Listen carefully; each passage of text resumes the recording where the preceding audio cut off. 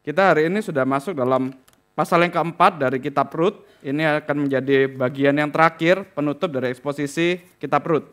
Ini satu tema yang sangat baik, satu tema yang begitu penting sebenarnya dari kitab Rut, yang mungkin juga ini menjadi jembatan sebenarnya untuk kita bisa mengerti kaitan antara kitab Rut dengan Kristus, yaitu mengenai Goel. Karena itu kita berdoa terlebih dahulu. Mari kita berdoa. Bapa kami yang di surga, kami bersyukur kalau pada sore malam hari ini Kau kembali undang kami ke hadapan-Mu untuk kami boleh diajar oleh firman-Mu. Maka biarlah Kau yang berbicara kepada setiap kami, biarlah Kau yang pakai hamba-Mu untuk menyampaikan firman, dan biarlah kami boleh mengerti narasi akan Boas, Rut, dan juga konsep akan Goel, yang itu adalah tanda-tanda, yang itu adalah persiapan untuk Kristus yang akan hadir sebagai penebus yang sejati. Biarlah Kau yang pimpin kami, untuk kami boleh mengerti dan memahaminya, dan menerapkannya dalam kehidupan kami. Dalam nama Tuhan Yesus kami berdoa. Amin. Mari kita buka kitab Rut, pasal yang keempat.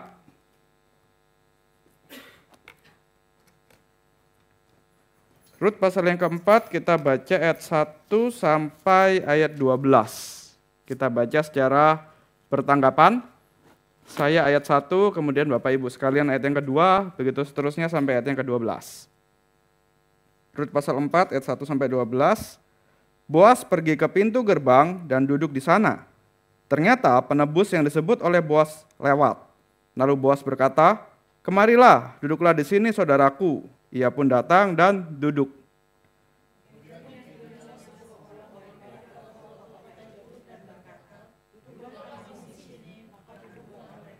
Kata Boas kepada penebus itu, "Ladang milik Elimelek, saudara kita, hendak dijual oleh Naomi yang telah pulang dari daerah Moab."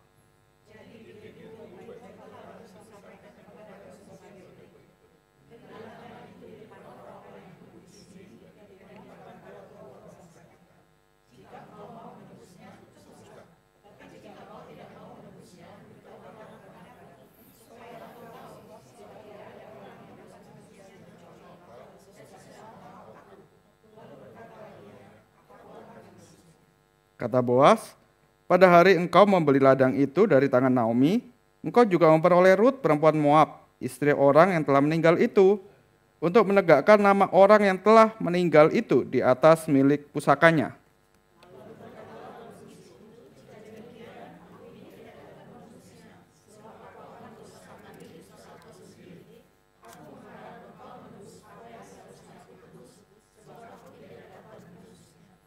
Beginilah kebiasaan dahulu kala di Israel apabila orang menebus atau menukar sesuatu miliknya. Untuk mengesahkan tiap perkara, orang melepaskan salah satu kasutnya dan memberikannya kepada pihak yang lain. Demikianlah cara orang mengesahkan perkara di Israel.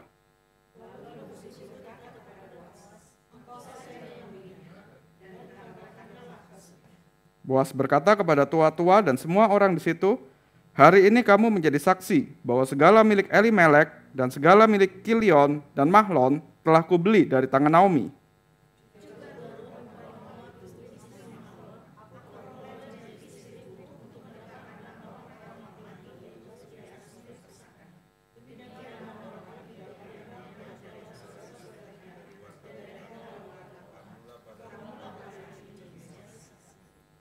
Semua orang yang hadir di pintu gerbang dan tua-tua berkata, "Kami menjadi saksi.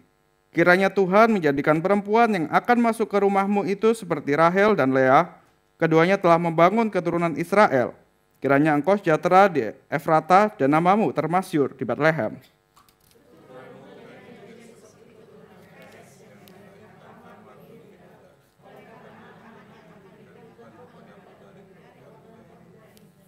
Oke, kita baca sampai ayat 12 dulu. Jadi hari ini kita akan membahas 3 materi besar sebenarnya. Yang pertama adalah konsep mengenai Goel, definisi tentang Goel. Kemudian yang kedua, konsep mengenai perkawinan Levirat. Dan yang ketiga baru kita akan lihat narasi dari Boas dan juga Rut dan juga yang terjadi di gerbang kota itu. Jadi 3 poin besar ini. 2 poin yang pertama, definisi Goel dan konsep perkawinan Levirat. Ini sebenarnya adalah satu budaya Israel kuno yang tidak ada padanannya di budaya manapun. Jadi ini khusus dimiliki hanya oleh bangsa Israel pada konteks zaman itu, Israel kuno. Maka dari itu kita mesti lihat juga dari sumbernya kebanyakan dari kitab Imamat. Tapi mungkin kita nggak akan baca sampai terlalu detail di kitab Imamat, nanti bisa dilihat di rumah sendiri.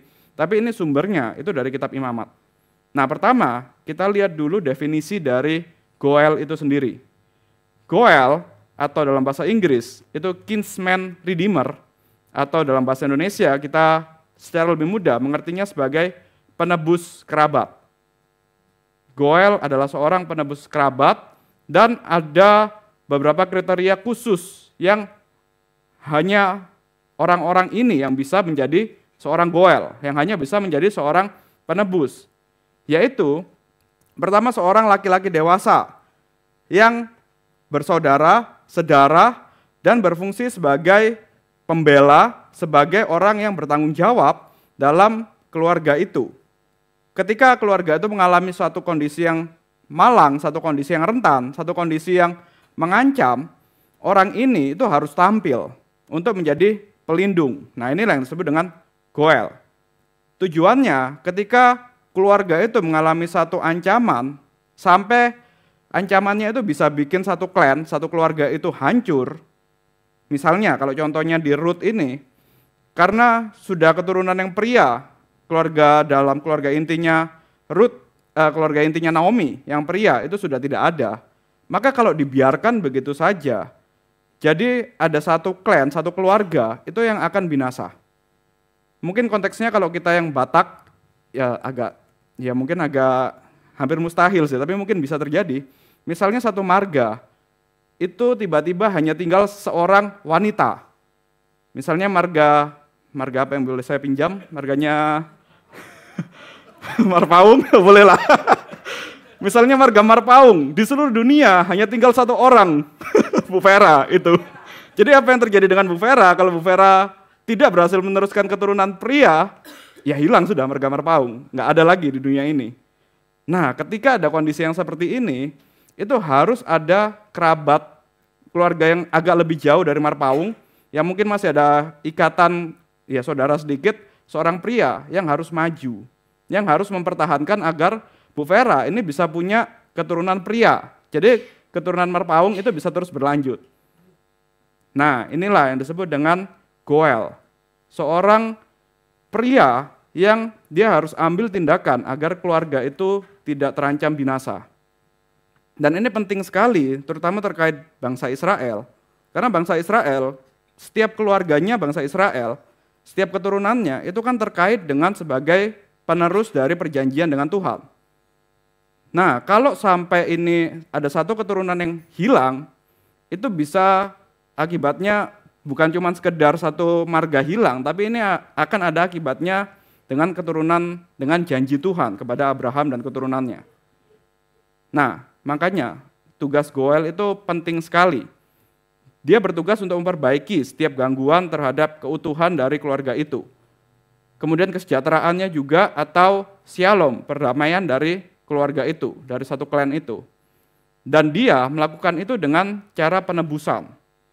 Bisa juga dengan pemulihan harta atau orang atau garis keturunan.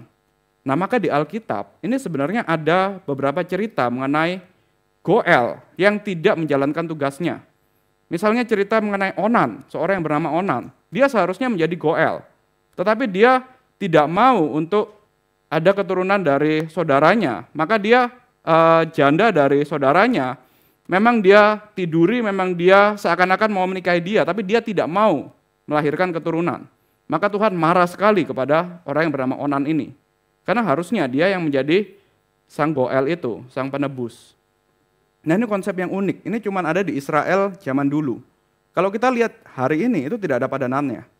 Misalnya di Batak sekalipun ya, contoh kayak tadi, itu kan tidak ada konsep kayak gini.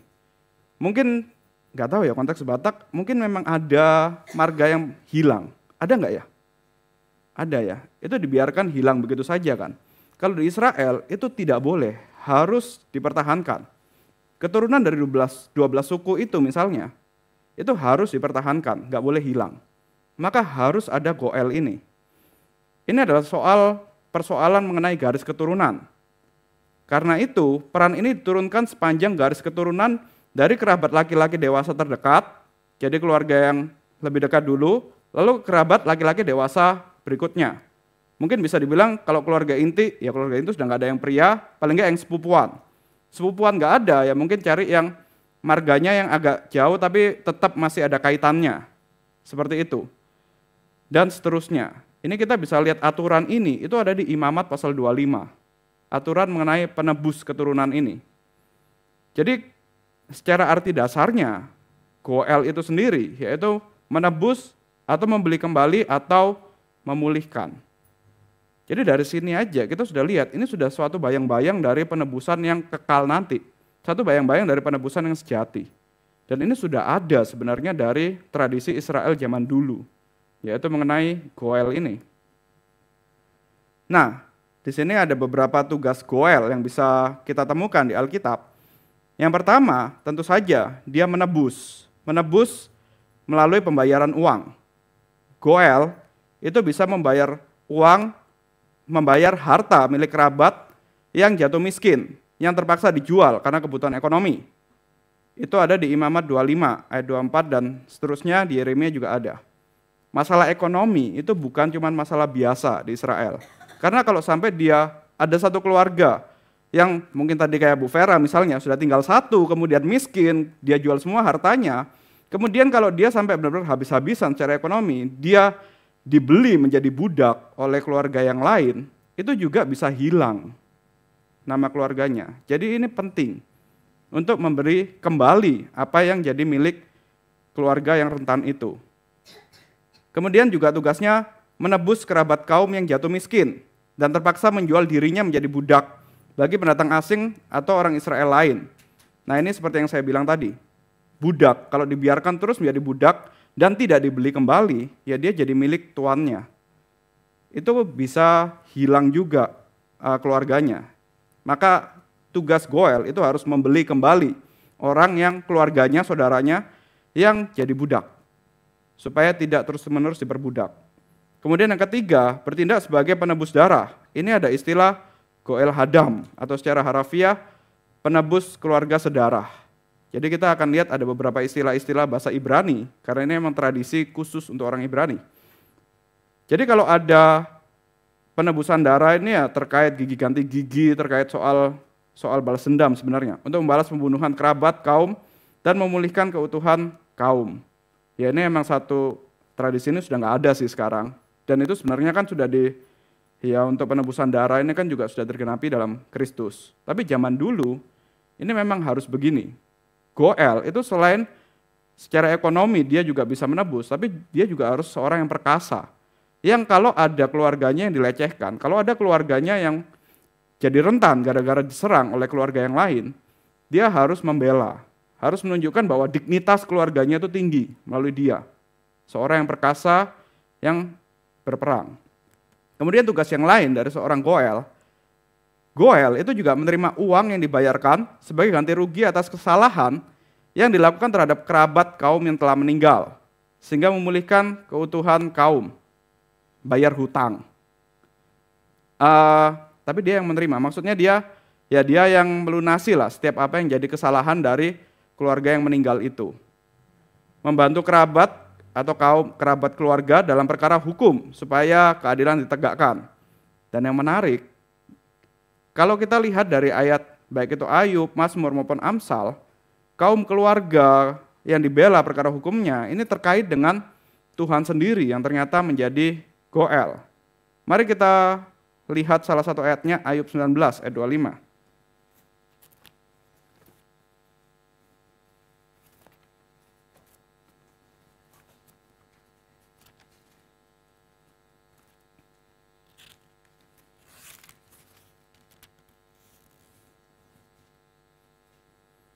Ayub 19 ayat 25 saya bacakan.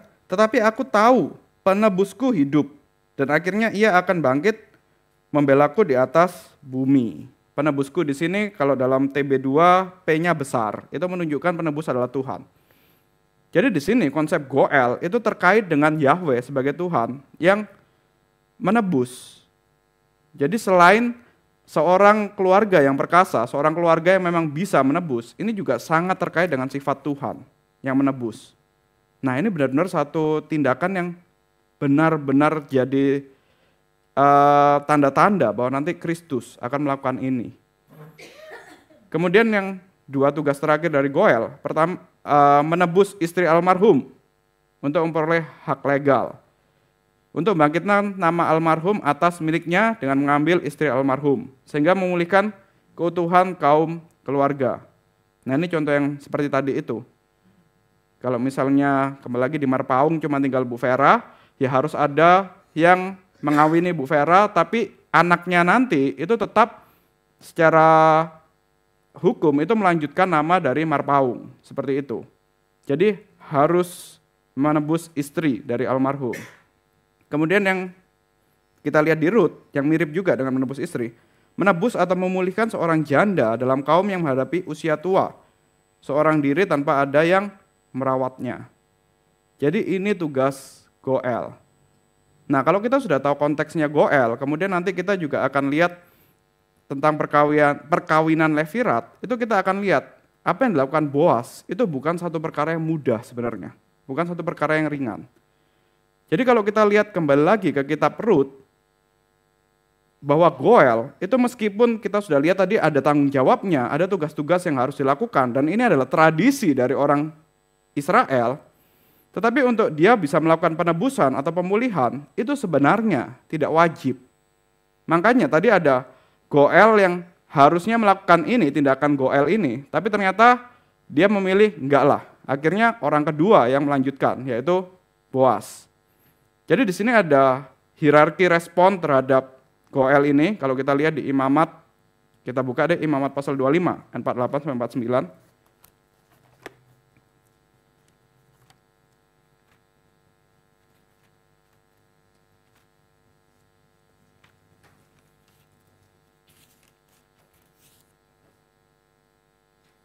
Saya baca ayat 48, Bapak Ibu sekalian ayat 49. Imamat pasal 25, maka sesudah ia menyerahkan dirinya, ia berhak ditebus. Salah seorang dari saudara-saudaranya boleh menebus.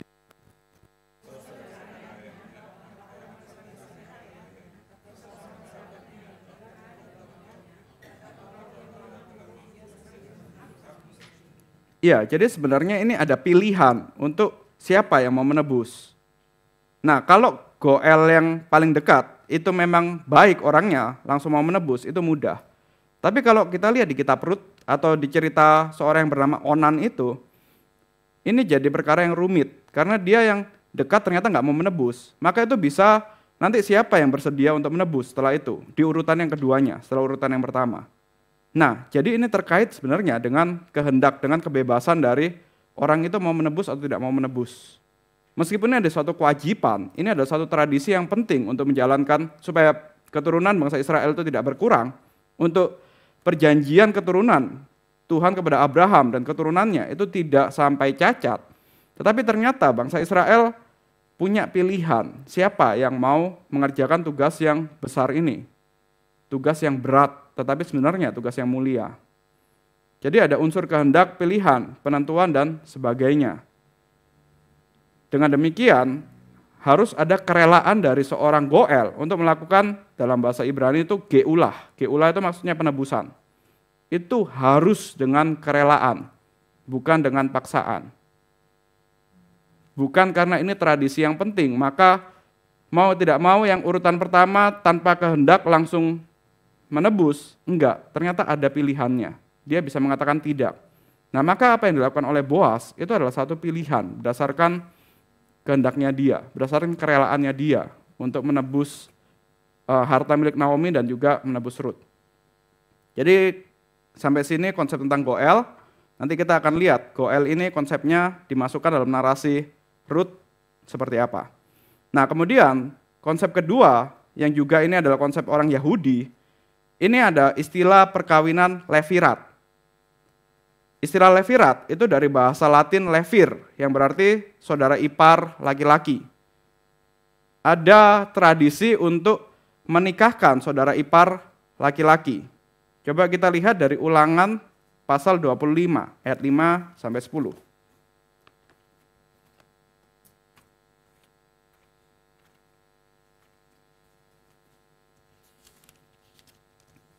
Kalau dalam TB2 judul yang diberikan LAI adalah perkawinan ipar. Ya ini bahasa Indonesia dari perkawinan levirat, seipar, sedarah. Kita baca secara bergantian. Ulangan pasal 25 ayat 5 sampai 10, saya ayat 5, kemudian Bapak Ibu ayat 6 dan seterusnya sampai ayat yang ke-10. Apabila orang-orang yang bersaudara tinggal bersama-sama dan seorang dari mereka mati tanpa meninggalkan anak laki-laki, maka janganlah istri yang mati itu kawin dengan orang di luar lingkungan keluarganya. Saudara suaminya harus menghampiri dia untuk memperistri demi memenuhi kewajiban perkawinan ipar.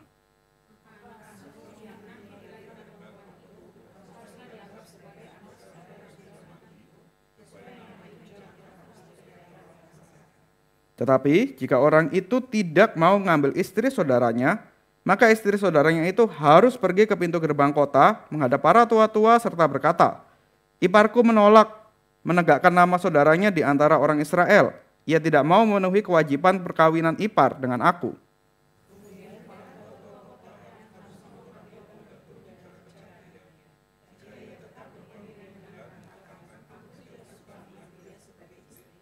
Maka istri saudaranya itu harus datang kepadanya di hadapan para tua-tua, menanggalkan kasut orang itu dari kakinya, meludahi mukanya dan berkata, "Beginilah harus dilakukan kepada orang yang tidak mau membangun keturunan saudaranya."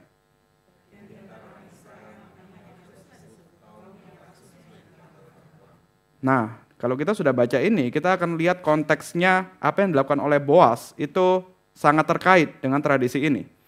Jadi di sini perkawinan levirat itu adalah ketentuan hukum dalam tradisi Israel kuno yang masuk dalam kitab Taurat, satu ketentuan yang penting sekali, di mana seorang laki-laki itu wajib menikahi janda saudaranya yang telah meninggal tanpa anak.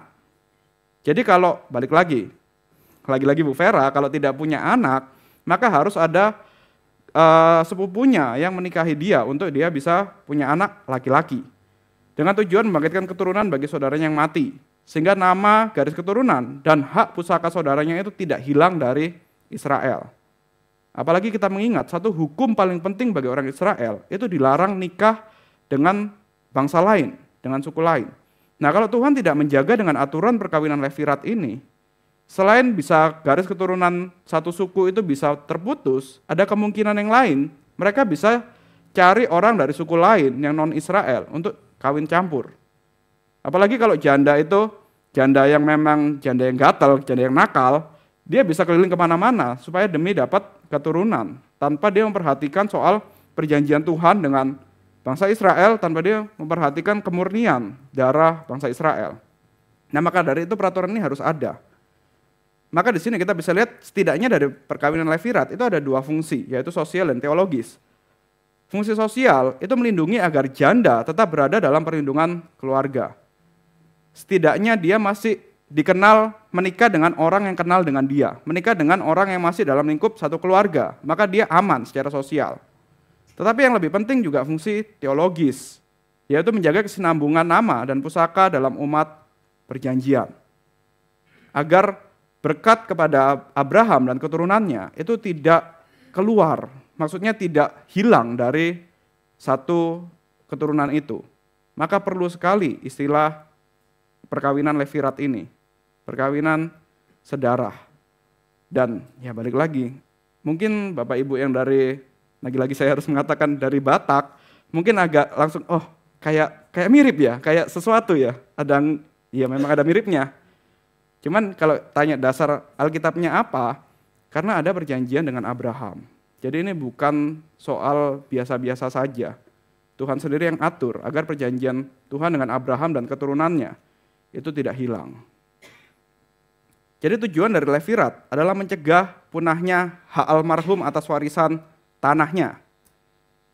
Ingat perjanjian dengan Abraham itu juga soal tanah. Kemudian juga kita sudah menyelesaikan eksposisi Yosua oleh Pendeta Peter, itu kan juga ada pembagian tanah. Tanah itu bukan satu hal yang biasa, karena ini adalah tanah perjanjian, tanah di tanah Kanaan. Maka kalau sampai sudah dibagi tanah, jadi hak yang memang itu penting sekali bagi umat Israel, kemudian dia tidak bisa melanjutkan hak itu akan jadi bahaya. Tanah itu entah mungkin nanti akan bisa direbut oleh bangsa yang lain, atau lain halnya, maka dari itu perlu perkawinan sedarah. Supaya tanah yang sudah dibagi, tanah yang sudah diberikan, itu tetap menjadi milik pusaka keluarga itu. Jadi melalui perkawinan Levirat ini, keutuhan kaum keluarga dipulihkan. Perjanjian dengan Tuhan itu tetap berlanjut. Levirat merupakan pengorbanan besar dari pihak saudara, sebab ia bisa saja membiarkan almarhum tetap tanpa keturunan dan mengambil alih warisan itu bagi dirinya dan keturunannya. Jadi kembali lagi, meskipun ini penting, tapi seorang yang jadi penebus, yang menikah, Levirat ini, sepupu yang menikah, itu bisa juga, karena kehendak bebasnya, karena ketidakrelaannya dia bisa, oke, aku mau ambil tanahnya, tapi aku tidak mau meneruskan keturunan. Nah ini juga nanti yang kita lihat dalam cerita Rut, dalam cerita Boas. Walaupun anak dari Levirat itu secara hukum dianggap milik garis keturunan almarhum, namun mereka menyandang nama dari saudara yang masih hidup. Kita bisa lihat di Kejadian 38 dan Rut pasal 4. Jadi ini ada satu kasus khusus juga sebenarnya. Nah dari sini kita mulai melihat kenapa penebus yang pertama itu tidak mau untuk menebus. Karena memang itu ternyata banyak ruginya kalau dia terus-menerus. Kalau dia mau mengambil Naomi, kalau dia mau mengambil Rut sebagai istrinya, banyak ruginya memang. Maka dia tidak mau untuk menebus. Nah, kita sudah lihat dua konsep besar ini. Pertama Goel dan yang kedua pernikahan Levirat. Nah, sekarang kita mulai masuk dalam narasi kitab Rut. Jadi kita sedikit review sedikit dari beberapa pertemuan minggu lalu. Kita lihat cerita ini dimulai dari rencana Naomi bagi Rut. Ketika Naomi, seorang yang awalnya itu begitu sedih, seorang yang awalnya mungkin dia sudah self-pity, mungkin dia begitu lemas, begitu rasanya kehilangan semangat untuk hidup lagi. Tapi kemudian ketika Rut bekerja di tempat Boas dan dia bercerita, ini loh ada seorang Boas, seorang yang masih ada relasi keluarga dengan kita, ternyata orangnya baik. Tiba-tiba Naomi jadi punya harapan lagi. Tiba-tiba dia jadi hidup lagi. Tiba-tiba dari yang mukanya murung, merasa kok hidup ini pahit, kok hidup ini seperti marah, pahit sekali. Tiba-tiba dia semangat lagi, happy lagi. Oh, ada harapan nih. Masih ada harapan untuk kita bisa berlindung. Masih ada harapan untuk kita bisa hidup. Yaitu melalui seorang yang bernama Boas ini. Nah, karena itu Naomi mengajarkan kepada Rut satu rencana, satu tindakan yang ya kalau kita baca hari ini mungkin sering disalah mengerti. Tapi sebenarnya ini adalah simbol bahwa Rut itu diminta untuk menunjukkan kalau Boas itu nanti bisa jadi Goel. Jadi simbol bahwa dia harus, yang kemarin Pendeta Peter sudah sampaikan, dia harus ada di kakinya Boas dan segala macam, itu simbol perlindungan, simbol minta perlindungan sebenarnya. Yang kalau tahu konteks tadi, konteks Goel dan pernikahan Levirat, yang Boas tentu saja tahu, itu langsung ngeh, oh ini maksudnya Rut itu minta supaya aku jadi penebusnya. Rut minta supaya aku jadi pelindungnya. Makanya ada istilah melindungi di bawah sayap, melindungi di bawah naungan dari Boas. Itu maksudnya untuk dia, Rut itu minta supaya Boas jadi Goel, supaya dinikahkan. Nah, jadi ini maksudnya, ini bukan soal seksual dan segala macam, tapi ini adalah simbol agar Rut dilindungi oleh Boas, dan Naomi tahu ini. Jadi kita bisa lihat di Rut pasal 3, kita kembali ke kitab Rut. Boas, seorang Israel yang baik, tentu saja dia tahu tradisi ini dan dia tahu apa yang dilakukan oleh Rut itu satu hal yang baik. Maka kita bisa lihat di Rut pasal 3 ayat 10. Lalu Boas berkata, "Anakku, diberkatilah engkau oleh Tuhan. Kasih yang kau tunjukkan ini lebih daripada yang sebelumnya, karena engkau tidak berpaling kepada orang muda yang miskin atau kaya." Nah, kita sekarang tahu kenapa di ayat 8, ayat 9 yang kalau kita bacanya hari ini tanpa lihat konteks, kita pikir, apaan sih ini kok agresif sekali Rut, kok kayak ada tindakan yang menjurus ke porno aksi dan segala macam, tapi kenapa jawaban Boas tiba-tiba seperti ini? Kembali lagi, ayat 8, ayat 9 dan ayat di atas-atasnya, itu adalah simbol bahwa Rut minta Boas jadi penolongnya, jadi Goelnya. Dan simbol itu, kode ini ditangkap oleh Boas. Makanya Boas juga langsung tahu, langsung bilang, oh ini adalah satu tindakan kasih yang setia, satu tindakan kasih yang baik. Karena dia minta Boas untuk jadi penebusnya. Padahal Ruth ini juga, apalagi dia orang Moab, dia orang yang bukan orang Israel, bisa aja dia sebagai janda belum punya anak, dia cari seorang yang lebih perkasa, lebih muda, lebih kaya, itu bisa. Tapi ternyata dia mengikuti permintaan Naomi, dia mengikuti tradisi Yahudi, dan dia melakukan seperti yang diajarkan, diarahkan oleh Naomi. Boas melihat inilah satu tindakan kasih yang baik, satu tindakan kasih yang sejati, kasih yang besar. Jadi di sini kita bisa lihat, Ruth tidak mencari suami muda untuk keuntungan pribadi, melainkan setia pada tanggung jawabnya melanjutkan garis keturunan Elimelek.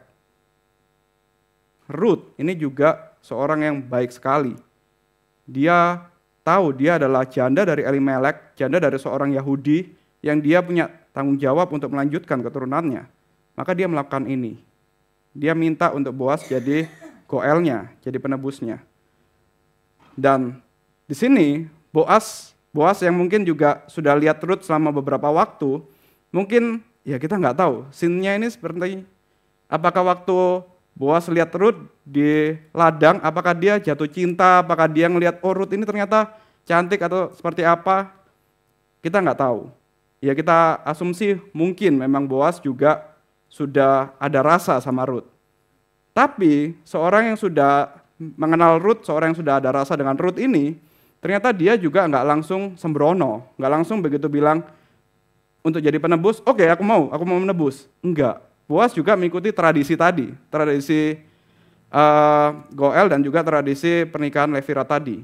Maka dia mengatakan secara jujur, masih ada kerabat yang lebih dekat dari dia. Masih ada yang punya hak, punya kewajiban untuk menebus dia, untuk jadi Goel. Ada orang yang harusnya duluan untuk menebus. Dan Boas itu berjanji untuk menyelesaikan perkara itu secara sah di hadapan para tua-tua. Jadi ini juga seorang yang terhormat, Boas, dia tidak langsung bertindak gegabah. Dan akhirnya di Rut pasal 3 ayat 18, Rut pulang dan menceritakan kepada Naomi. Kemudian kita baca di Rut 3 ayat 18, lalu kata mertuanya, kata Naomi, tunggu saja anakku, sampai engkau mengetahui bagaimana jadinya perkara ini. Sebab orang itu tidak akan berhenti sampai ia menyelesaikannya hari ini juga. Naomi pun juga tahu, percaya bahwa Boas ini seorang yang terhormat. Kalau dia sudah berjanji, dia sudah mengatakan akan menyelesaikan perkara ini, ya sudah, waktunya untuk Naomi dan Ruth percaya, berdiam dan percaya atas tindakan Boas. Naomi tahu bahwa Boas adalah orang yang dapat dipercaya. Ia yakin bahwa Boas akan bertindak cepat untuk menyelesaikan perkara penebusan itu. Nah, disinilah baru kita masuk dalam Rut pasal 4.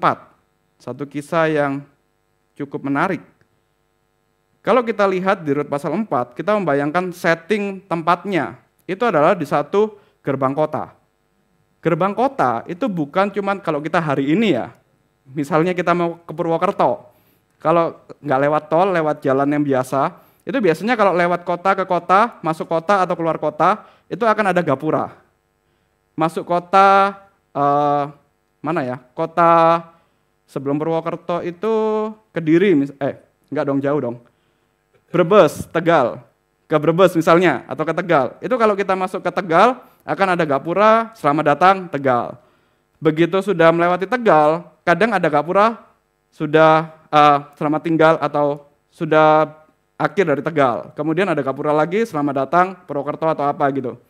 Nah kita membayangkan itu sebagai gerbang kota. Hari ini ya itu cuma lewat-lewat kayak gitu aja, gapura-gapura gitu. Tapi kalau kita ke konteksnya Boas, konteksnya Israel pada zaman dulu, kota itu kan terlindungi oleh benteng. Kemudian kalau ada pedagang mau masuk, tokoh politik mau masuk, raja mau masuk, seorang yang penting mau masuk, ataupun sebaliknya, mereka mau keluar, mereka mau kembali ke kotanya, itu harus lewat gerbang kota. Maka gerbang kota itu adalah tempat di mana perjumpaan antara orang-orang penting. Disinilah terjadi satu, kalau ada negosiasi politik di sana terjadi. Kalau ada dagangan paling cepat itu di gerbang kota. Maka ini adalah pusat kegiatan, pusat sosial di gerbang kota. Maka kalau kita lihat cerita lain di Perjanjian Lama, itu ada seorang yang bernama Absalom. Memang ini konteksnya bukan gerbang kota, tapi gerbang istana. Itu agak mirip. Absalom kerjanya duduk-duduk di gerbang istana, di mana saat itu rakyat itu akan datang ke istana ke Daud untuk minta perkaranya diselesaikan oleh Daud. Nah, rakyat keluar masuk istana melalui gerbang itu. Absalom duduk di sana dan dia mencegat setiap rakyat yang mau datang ke Daud. Dia bilang, "Sudahlah, Daud itu terlalu sibuk. Sini aja kamu cerita perkaramu apa?" "Oh, perkaramu masalah perebutan tanah. Anakmu berantem gara-gara perebutan tanah. Sini aku beresin. Kamu melakukan ini, kamu melakukan itu." Nah, Absalom dapat hati rakyat dengan cara seperti ini. Duduk-duduk di gerbang kota. Nah, jadi gerbang kota atau gerbang istana itu satu tempat yang penting. Kalau kita mau cari nama, kalau kita mau cari kedudukan, kita mau cari pengaruh di kota itu, sering-seringlah duduk-duduk di gerbang kota. Karena kita akan ngabsenin nih, orang yang masuk siapa aja, kita bisa kenalan sama orang yang masuk itu. Kalau memang dia tokoh politik yang penting, ya kita bisa deket-deket lah. Kita duluan yang deket-deket karena kita yang duduk di gerbang kota, ketemu duluan. Nah, jadi kita bisa lihat ketika konteks seorang yang harusnya jadi goel, jadi penebus dari Rut ini, duduk-duduk di gerbang kota, itu menunjukkan bahwa orang ini itu punya ambisi yang besar sekali. Dia punya keinginan untuk terkenal di kota itu. Dia punya keinginan untuk namanya masyhur di kota itu. Dia punya keinginan untuk dia bisa jadi seorang yang berpengaruh di kota itu. Maka hobi dia duduk-duduk di gerbang kota. Ini kan berbeda dengan Boas. Boas kan ada dia di ladangnya. Dia mengerjakan kerjaan yang memang jadi tanggung jawab dia. Kerjaan dia sibuk. Sedangkan si orang ini, ya dia hobinya cuma duduk-duduk aja. Cari pengaruh, cari nama di gerbang kota. Jadi kita bisa lihat scene-nya ini berubah dari pengirikan ladang ke gerbang kota. Ya selain masalah politik, masalah pengaruh juga di sana itu secara agama ternyata para tua-tua itu juga standby di gerbang kota. Jadi kita bisa lihat gerbang kota ini penting secara ekonomi, politik, bahkan sampai agama sekalipun. Tua-tua itu juga ada di gerbang kota. Nah, dari pagi si Boas untuk kali ini, karena dia ada tugas yang penting, maka dia untuk sementara meninggalkan kebunnya, meninggalkan tempat pengirikan, dia pergi ke gerbang kota dari pagi. Dia sudah tahu, dia akan menemui orang ini di gerbang kota. Hobinya dia memang di gerbang kota, jadi ya udahlah, dia akan temui seperti itu. Nah, ternyata benar, datanglah orang ini, orang yang harusnya jadi penebus. Dan yang lucu, yang menarik, kalau kita lihat di ayat yang ke-1 sampai ayat yang seterusnya, bahkan dari kitab Rut, dari pasal 1 sampai pasal 4, ada yang tahu nggak namanya siapa? Nggak dikasih tahu. Orang yang suka duduk di gerbang kota untuk cari nama ini, nggak ada namanya. Bahasa Ibrani itu menggunakan istilah Peloni Almoni. Dalam bahasa Indonesia disebut saudaraku atau hai teman. Ini terlalu halus sebenarnya. Peloni Almoni ini arti sebenarnya itu Mr. No Name, pria tidak bernama. Jadi Boas ini mungkin cuma bilang halo bung gitu aja, tapi nggak disebut namanya. Halo bro gitu, nggak disebut namanya. Seorang yang mau mencari nama di gerbang kota, ternyata namanya nggak ada, tidak diketahui. Nah, kita nanti akan lihat kenapa Alkitab tidak memberitahu nama orang ini. Kenapa namanya tidak ada di Alkitab, bahkan dari Kejadian sampai Wahyu sampai terakhir pun tidak ada nama orang ini. Tetap namanya ya Peloni Almoni, bung, gitu aja.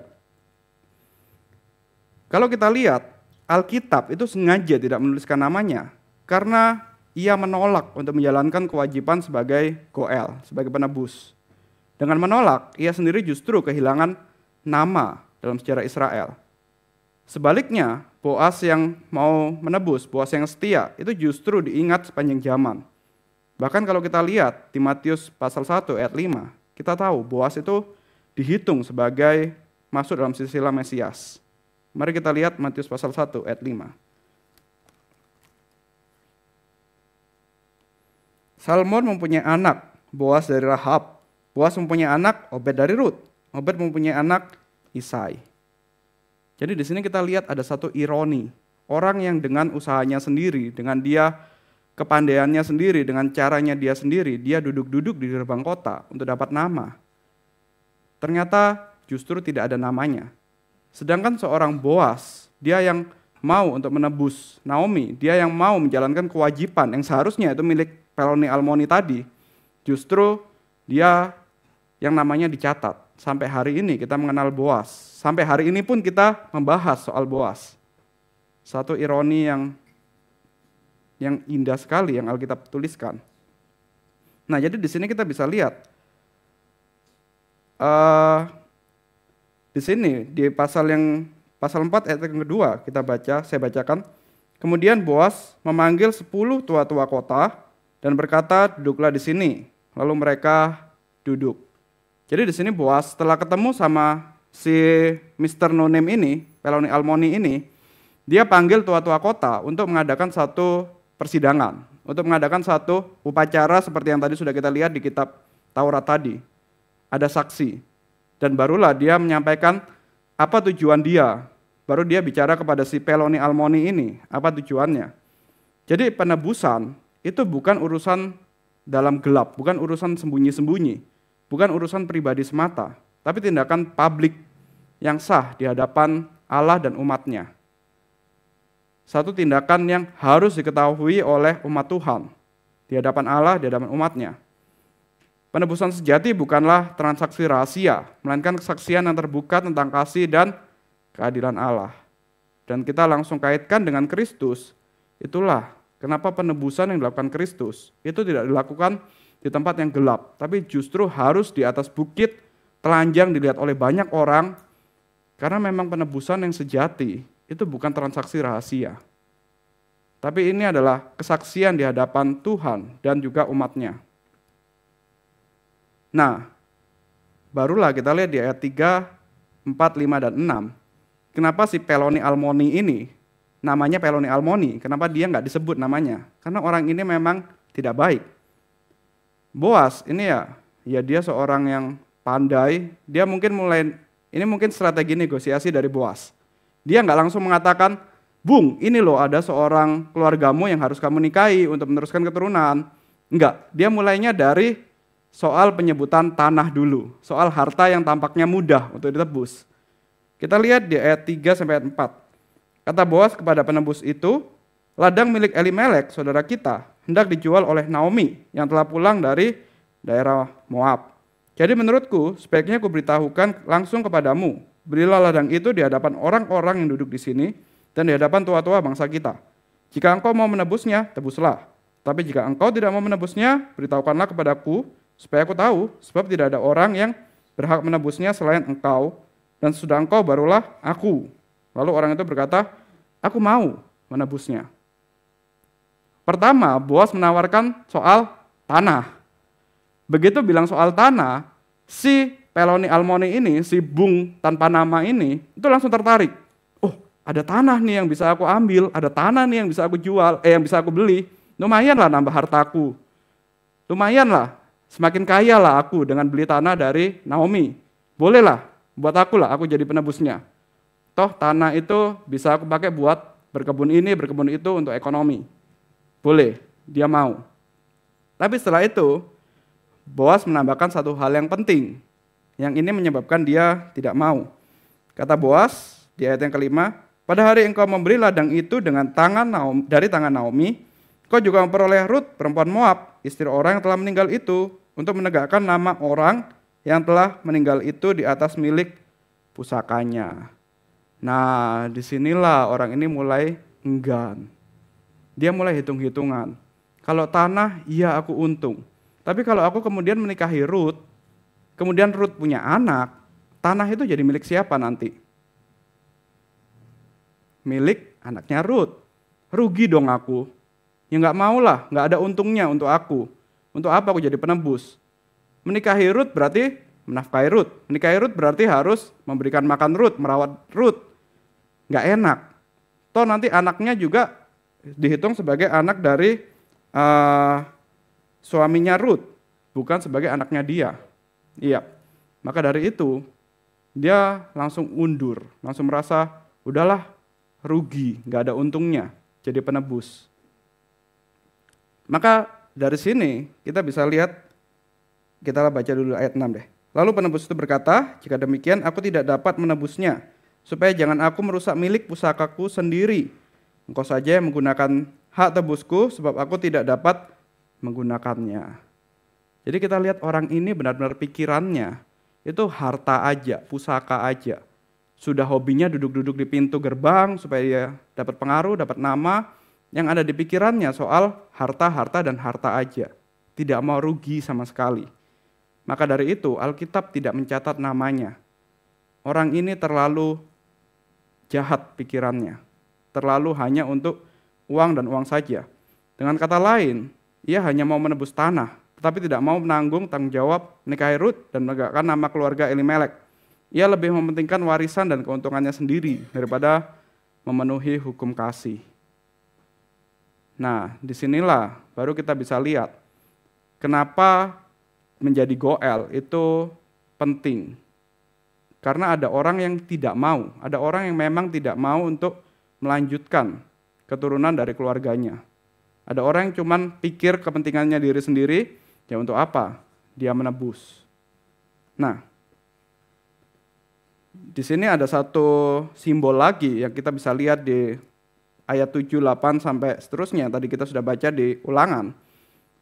Akhirnya si Pleono, orang tanpa nama ini, dia melepaskan sandalnya. Kasut itu kan sandal. Dia lepaskan, kemudian ya udah dia kasih kepada Boas. Itu simbol bahwa dia tidak bisa menebus Ruth, bahwa dia tidak bisa melakukan kewajibannya, dan kewajibannya diberikan kepada Boas. Hak untuk menebus berpindah kepada Boas. Nah, di sini kita melihat Boas berbeda dengan orang tadi, orang tanpa nama. Boas, seorang yang namanya Harum ini, dia langsung mendeklarasi, langsung bersumpah, langsung berdiri di hadapan para tua-tua bahwa dia sanggup untuk menebus. Kita lihat di Rut pasal 4 ayat 9 sampai 10. Boas berkata kepada tua-tua dan semua orang di situ, hari ini kamu menjadi saksi bahwa segala milik Elimelek dan segala milik Kilion dan Mahlon telah aku beli dari tangan Naomi. Aku juga memperoleh Rut, perempuan Moab, istri Mahlon, menjadi istriku untuk menegakkan nama orang yang telah meninggal itu di atas milik pusakanya. Agar nama orang yang telah meninggal itu tidak lenyap dari antara saudara-saudaranya dan dari antara warga kota. Kamulah saksinya hari ini. Jadi Boas ini seorang yang begitu agung. Di saat ada orang yang harusnya kewajibannya untuk menebus, tetapi dia tidak mau, justru Boas yang mengambil peran itu. Dia tidak hanya membeli tanah, tetapi dia juga mendeklarasi bahwa dia menerima Ruth sebagai istrinya dengan tujuan yang mulia, yaitu menegakkan nama keluarganya yang telah mati. Bukan hanya soal nikah, bukan hanya soal mungkin dia jatuh cinta sama Ruth, Ruth juga jatuh cinta sama Boas, kemudian menikah, enggak. Tapi ini soal meneruskan keluarga, meneruskan perjanjian dengan Tuhan. Ini adalah inti dari tugas Goel yang dilakukan oleh Boas, yaitu memulihkan nama yang hampir hilang, memberi harapan kepada keluarga yang tidak berdaya, dan mengangkat keluarga yang terancam punah.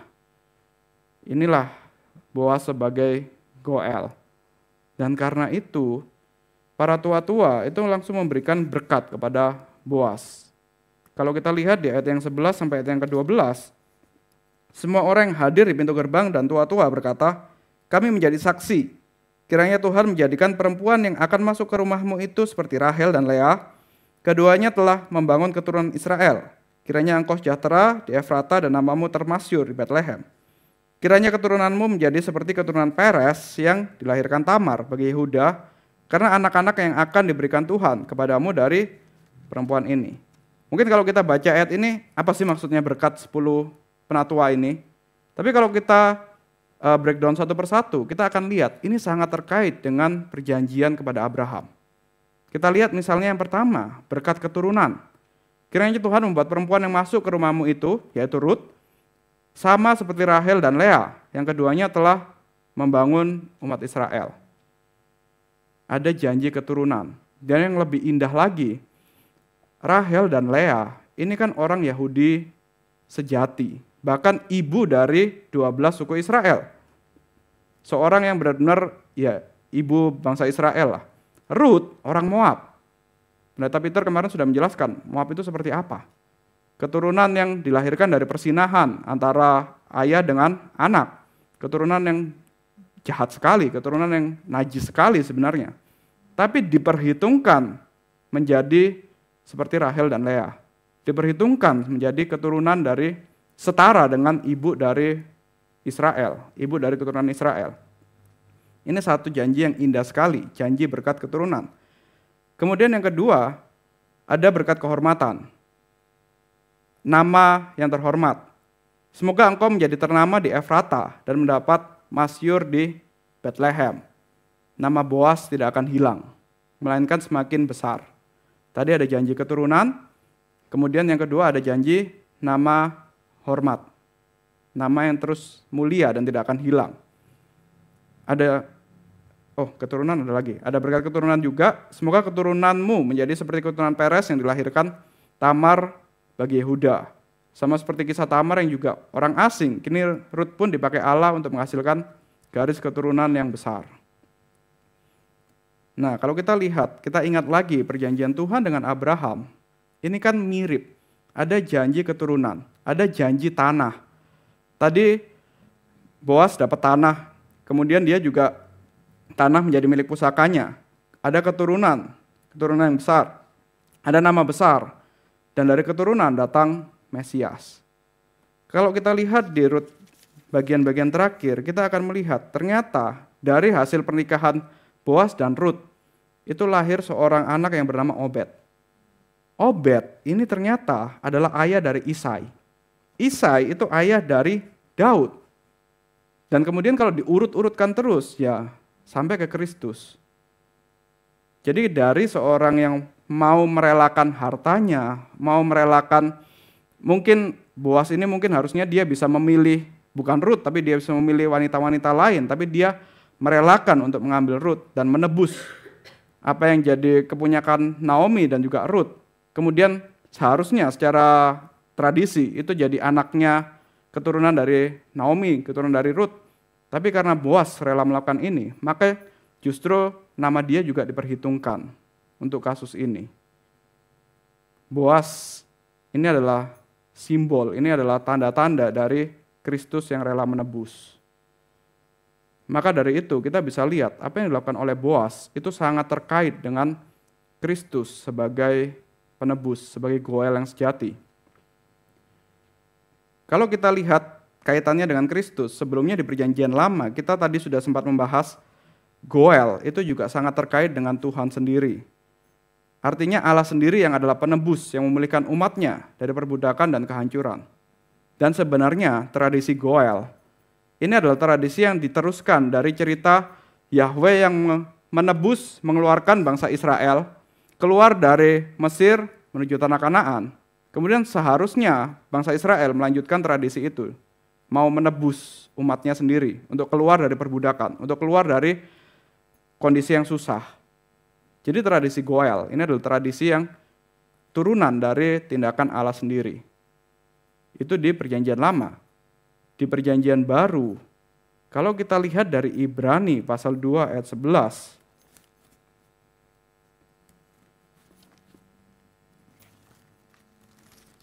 Ibrani pasal 2 ayat 11, inilah kenapa Tuhan Yesus dikatakan, sebab ia yang menguduskan dan mereka yang dikuduskan, semuanya berasal dari satu. Itulah sebabnya ia tidak malu menyebut mereka saudara.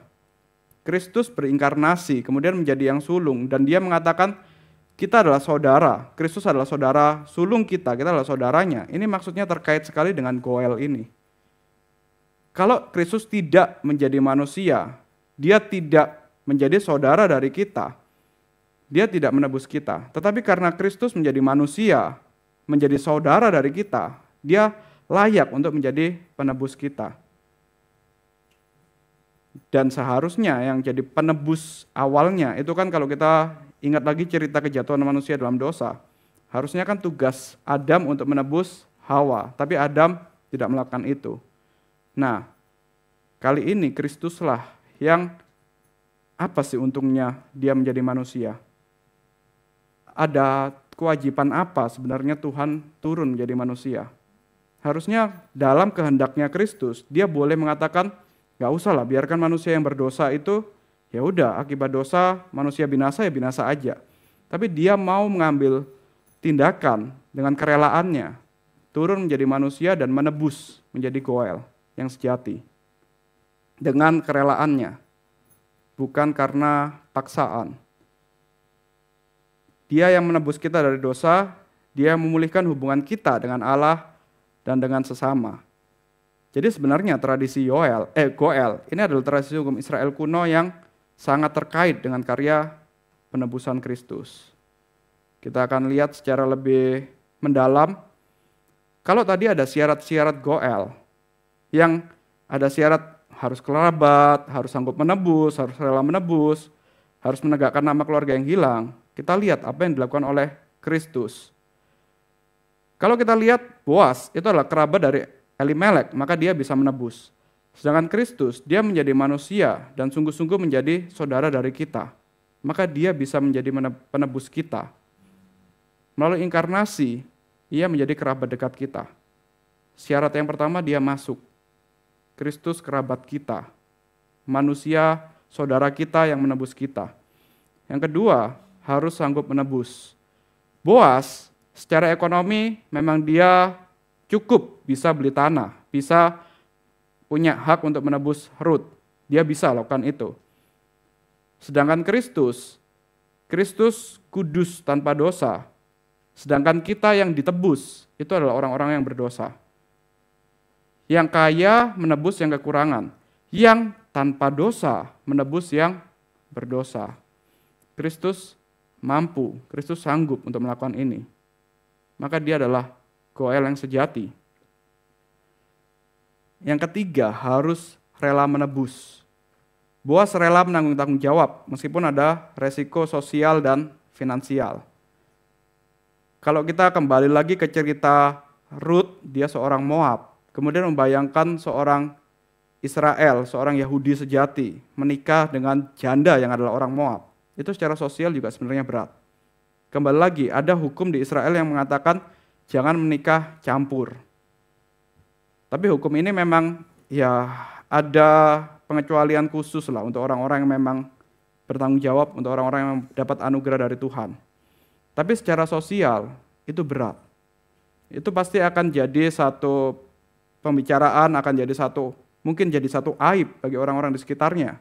Kalau cuma sekedar melihat orang ini kok rela ya menebus janda yang dari bangsa asing. Apalagi mungkin Rut tidak terlalu menarik atau seperti apa, itu akan jadi beban sosial sendiri. Dan beban finansial juga tentu saja. Harus menafkahi Naomi, menafkahi Rut, jadi ada beban-beban yang dia harus tanggung. Tapi Boas rela untuk menanggung itu semua. Kristus pun juga dengan sukarela menyerahkan dirinya bagi kita. Untungnya apa sih menebus kita? Apa sih yang Kristus dapatkan ketika dia menebus kita? Nggak ada kan? Tapi dengan sukarela, dia mau menebus kita. Turun ke dunia, mati di atas kayu salib, kemudian menebus kita. Jadi ini adalah Goel yang sejati. Kemudian kalau tugas Goel itu harus menegakkan nama keluarga yang hilang. Boas mengangkat nama Mahlon dan Elimelek melalui keturunannya Obed. Kristus memberi kita identitas baru bagi anak-anak Allah. Seharusnya kita tidak terhitung dalam kitab kehidupan. Seharusnya kita tidak terhitung sebagai anak-anak Allah. Sebagai umat perjanjian, kita harusnya tidak terhitung. Harusnya kita binasa begitu saja. Seperti keturunan Naomi, keturunan dari Mahlon Elimelek, harusnya binasa begitu saja. Tapi ternyata ada yang mau menebus. Kita pun juga harusnya binasa gitu aja. Siapa sih kita? Seberapa penting sih kita? Harusnya binasa begitu saja. Tetapi ternyata Kristus dengan kerelaannya tidak membiarkan kita binasa begitu saja. Dia yang menebus kita, memberikan kita identitas baru. Kita diangkat sebagai anak-anak adopsi dari Bapa. Kita dijadikan sebagai orang yang benar. Dosa kita diampuni, kebenaran Kristus diberikan kepada kita. Kita punya identitas baru. Kita sekarang menjadi warga kerajaan Allah. Karena Kristus yang mau menegakkan nama kita. Nama kita tidak hilang seperti si orang yang di gerbang kota tadi. Tapi nama kita akan dicatat di kitab kehidupan karena Kristus yang mau menebus kita. Dan gambar yang terakhir juga kita bisa lihat. Rut itu adalah gambaran kita semua. Rut seorang asing dari Moab, masuk ke dalam perjanjian Allah melalui penebusan Boas. Ini menggambarkan bagaimana bangsa non-Yahudi, kita semua orang Indonesia juga termasuk, masuk ke dalam umat Allah melalui Kristus. Kita semua adalah Rut, orang luar yang tidak layak, tetapi diterima, dikasihi, dan ditebus oleh Kristus. Sehingga kita masuk menjadi umat perjanjian Allah. Jadi Rut itu adalah gambaran dari kita semua. Boas itu adalah tipologi dari Kristus. Kisah inilah yang bisa kita pelajari dari cerita Boas dan Rut. Dan untuk secara praktis ketika saya merenungkan tentang Goel, ini untuk saya sendiri juga persiapan ini ada sisi menyenangkannya, ada sisi juga saya merasa ya bersyukur Tuhan izinkan untuk ya saya melakukan sedikit sekali, tidak seperti yang Boas lakukan, apalagi yang Tuhan Yesus lakukan. Untuk ya berperan seperti Goel sedikit. Ya mungkin Bapak Ibu tahu, ya saya harus cerita. Istri saya bekerja di satu perusahaan itu harus bayar uang tertentu untuk menebus ijazahnya. Dan untuk menebus itu sebenarnya tidak mudah. Saya sebagai seorang pria itu ada pergumulan tersendiri. Saya merasa uang sejumlah itu harusnya bisa untuk yang lain lah, bisa untuk hobi saya, bisa untuk melakukan hal-hal yang seharusnya lebih menyenangkan lah untuk saya. Nggak ada untungnya sama sekali sebenarnya untuk menebus kertas yang cuman kertas nilai itu aja.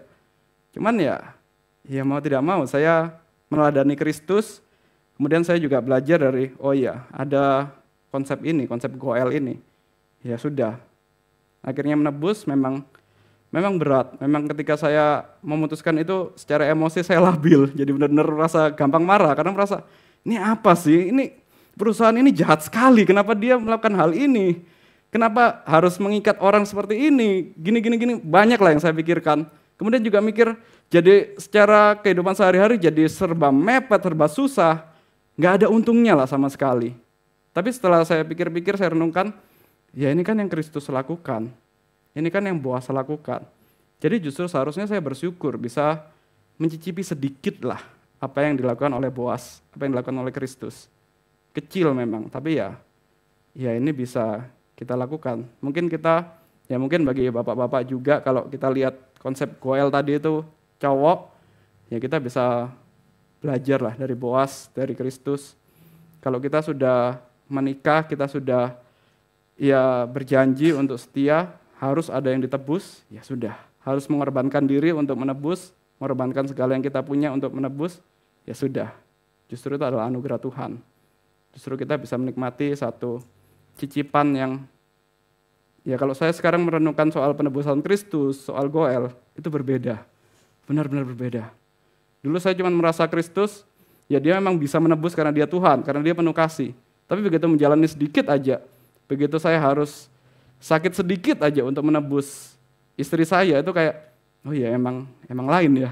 Memang ternyata Kristus itu sebenarnya apa sih untungnya menebus kita? Dia punya pilihan untuk tidak menebus kita sebenarnya. Tapi dengan sukarela dia mau menebus. Dengan sukarela hak dia untuk hidup harus diakhiri. Dengan sukarela hak dia untuk menjaga kehormatan secara manusia misalnya harus diambil dengan dia mati telanjang di atas kayu salib untuk menebus kita dengan sukarela. Mari kita berdoa. Bapa kami yang di surga, kami sungguh bersyukur kepada Engkau melalui satu ajaran konsep mengenai Goel, kami boleh melihat betapa Kristus dengan sukarela mau menebus kami, meskipun Kristus sebenarnya tidak memiliki kewajiban untuk menebus kami satu persatu, tapi dengan sukarela, dengan kasih kepada Bapa dan kepada umat-Mu, maka Ia mau mati di atas kayu salib untuk menebus kami yang berdosa. Kami sungguh bersyukur untuk semuanya, Dan biarlah kami boleh mengerti konsep ini dan menjalankannya dalam kehidupan kami sehari-hari. Kami serahkan kehidupan kami dalam tangan-Mu, hanya dalam nama Tuhan Yesus kami berdoa. Amin.